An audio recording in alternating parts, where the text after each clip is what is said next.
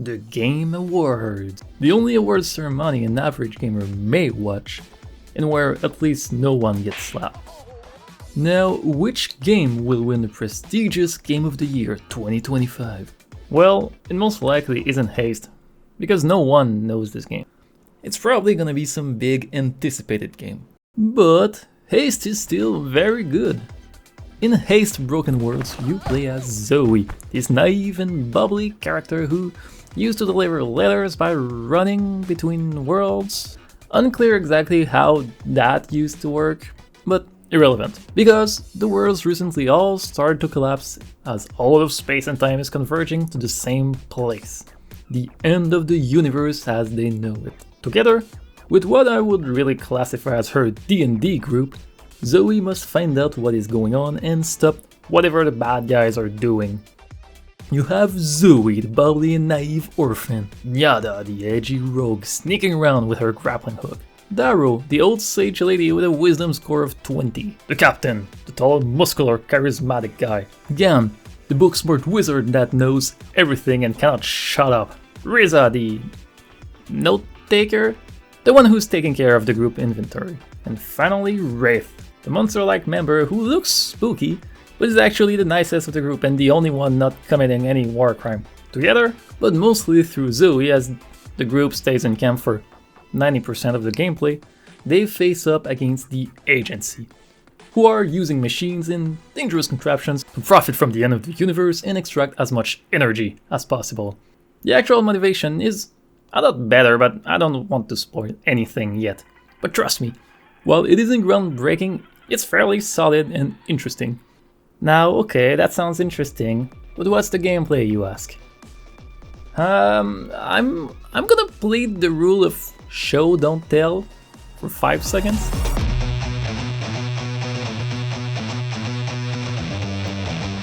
It's kind of a roguelike Sonic game, if that makes sense. On each level or shard, you're represented with a path of levels or events you can choose from to then reach the end boss. These encounters are called fragments and are procedurally generated environments where you run fast as you have to avoid projectiles and the world collapsing behind you. While I'm generally a hater of roguelikes and procedurally generated games for reasons I will not go over, I know it isn't the case for everyone and have to say, it is implemented fairly well and makes a lot of sense with the story in Haste's case.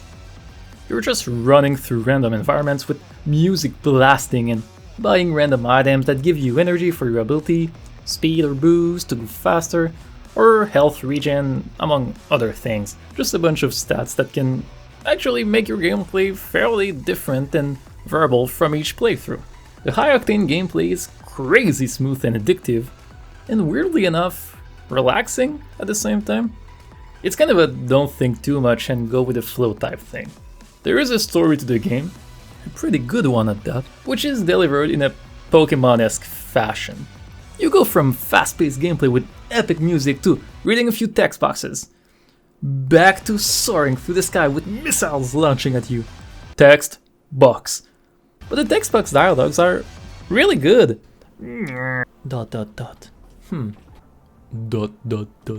I swear it's good, I swear. Now comes my critique or review of the game.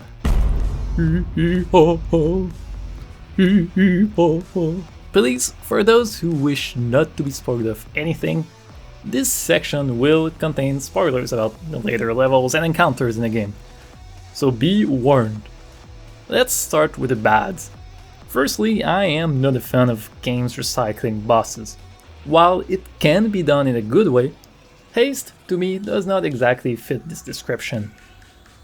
Recycling a boss should be done as leitmotifs are used in music, where the theme is inserted in the piece as a nod of acknowledgement to inspire nostalgia or to indicate the progression and development the character went through. Indeed, for a boss fight, elements can be reused as a nostalgic driver or a nod to the past, but taking an entire fight and slapping some projectiles or additional things to avoid on top of it just to pad content is not something I am a fan of. In Haste's case, there are 3 bosses in the game, 4 if you include the final one, which I will not for this argument. and each boss is fought thrice. 3 times! And while it is not exactly the same fight, as the color changes and there are additional projectiles or lasers to avoid, it is not enough to differentiate and be justified, in my opinion. There is no association or strong attachment towards these fights. They are just random machines we go through and defeat without even really knowing why at first. Then, delivery of the story is quite poorly implemented. I will talk about the story in the goods section as well, as it is amazing, but the delivery is an insult to its quality. Landfall is a very small studio, therefore I am certainly not holding big expectations about voice acting or cutscenes, and was actually quite impressed with what was in the game. The delivery of the story is mostly made through dialogue boxes you must read, which is perfectly fine. I mean, Pokemon is still doing it, and it's one of the best-selling video game franchises of all time. The issue rather comes from the beginning of the game, where they don't tell you anything. For the first 5 shards, half of the game, all you know is that something is going on with the world. And the agency are apparently bad people, building machines and evil contraptions. You don't really know much about the setting and the context.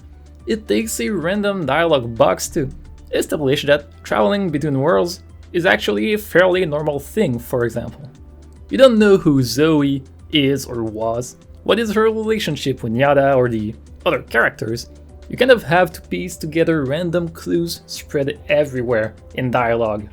While it can be fine, it makes it so that our actions feel irrelevant and meaningless for half the game.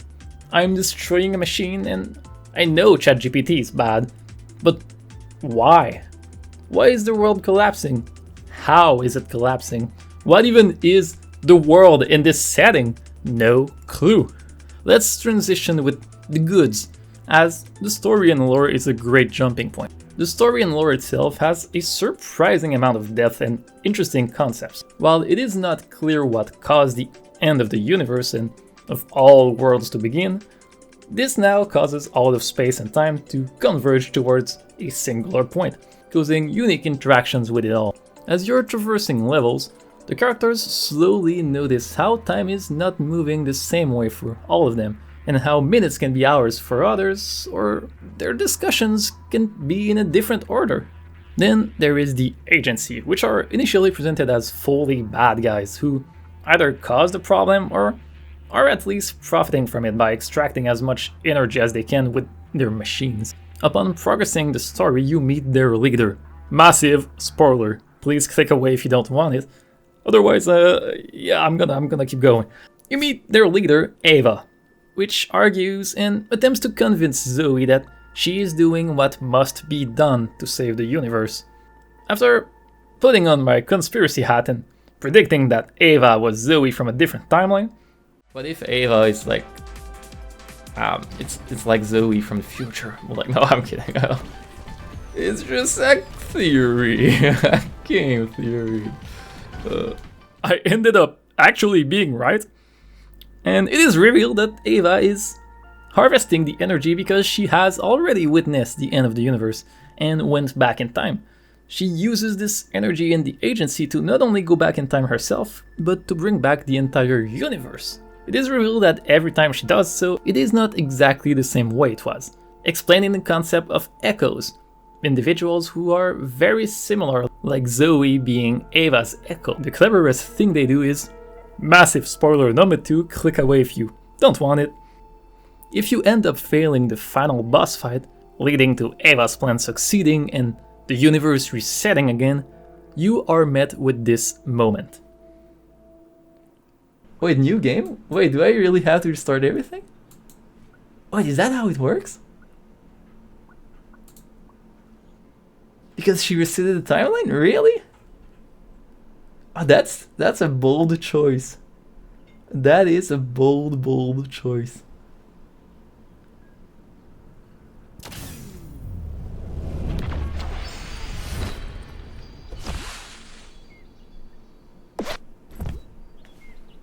It is, I see, interesting.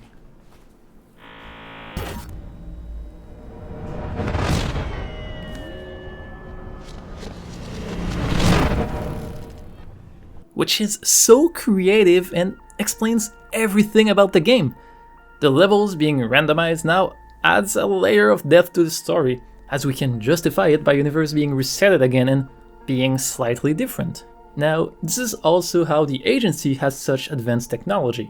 They have been through this process an infinite number of times, as Ava is afraid of letting the universe reach its end and see what is waiting after it all. Haste surprisingly holds a beautiful message of presenting us with Ava, who would rather live in the status quo and in fear of the unknown, doing anything in her power to prevent change, against Zoe, who initially goes through her fear of the unknown and the potential end of it all and decides to go forward with it. Gameplay-wise, the game is super smooth and allows a ton of freedom and creativity.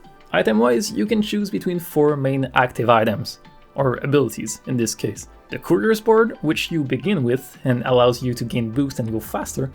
The Wraith's Hourglass, which unfortunately I don't have any gameplay because I just unlocked, so therefore I cannot really explain what it does. The Hero's Javelin, which was actually the reason I tried the game in the first place, because it's a grappling hook. It's a grappling hook. What else do you want? It's just a grappling hook. Every game is better with a grappling hook. And finally, the Sage's Call, which allows you to gain a slight increase in verticality when you activate. While I initially had a rough opinion of the system and thought the items were poorly balanced, playing more made me realize how wrong my opinion was and how each item is actually extremely useful and interesting in its own way. For example, I failed my first attempt at the final boss and honestly it felt borderline impossible. But thinking about the fight and how much it relied on verticality, I decided to give a go with the Sage's Call, which I originally tried for 5 minutes before throwing the trash claiming the item was useless. And who would have guessed it, the boss fight became trivial using it. And now the Sage's Call is my favorite active item. Ripperoni, my beloved grappling hook. I'll remember you. Then you can obviously purchase regular items through collecting sparks and levels. And you can cook up some spicy builds, especially in the endless mode where gameplay kind of ends up looking like this. Yeah, it's not super fun at that point, but it is funny. All in all, the game did not disappoint my optimistic expectations from the demo. And I mean, you can buy it for yourself and 3 of your friends, or buy the new Mario Kart World. The choice is yours. Overall, I don't exactly know how to give specific ratings because it is quite unique and difficult to slap numbers on, but it does get my final seal of you should play this game, honestly. Just slap it on your wish list and wait until it has a discount and buy it and just give it a try. It's super fun. If you're interested in seeing the whole playthrough unedited, I do have a second channel which I will slap on screen, and Thanul Plays, where it's just my playthrough. And I'm gonna probably do the same thing with the next games that I'm gonna review, which, spoiler, we're going back to retro games for the next one. In the meanwhile, I hope you enjoyed, I wish you all an excellent rest of your week, and I'll see you in the next one.